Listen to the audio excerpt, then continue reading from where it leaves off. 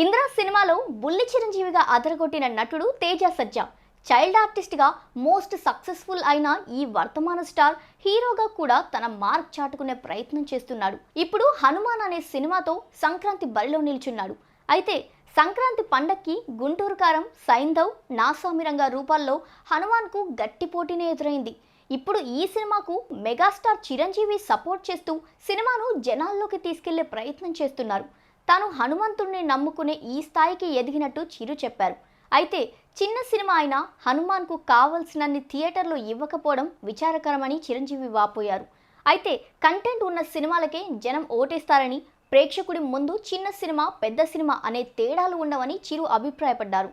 సినిమాలో ఉన్న విషయం మీదనే సక్సెస్ ఆధారపడి ఉంటుందని, ఒక్కసారి ప్రేక్షకులకు సినిమా కనెక్ట్ అయితే ఆ ప్రభంజనాన్ని ఆపడం ఎవ్వరి తరం కాదని మెగాస్టార్ స్టేట్మెంట్ ఇచ్చారు.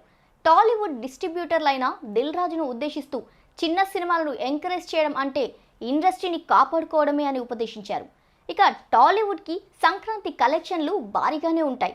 అందుకే ప్రతి సినిమా కూడా ఏ ఒక్క రూపాయిని మిస్ కాకూడదు అనే పంతంలో ఉన్నాయి. ఈ 4 సినిమాల హడావిడిలో తెలుగు ప్రేక్షకుడు జై కొట్టే సినిమా ఏదో ఇంకొన్ని రోజుల్లో తేలిపోనుంది.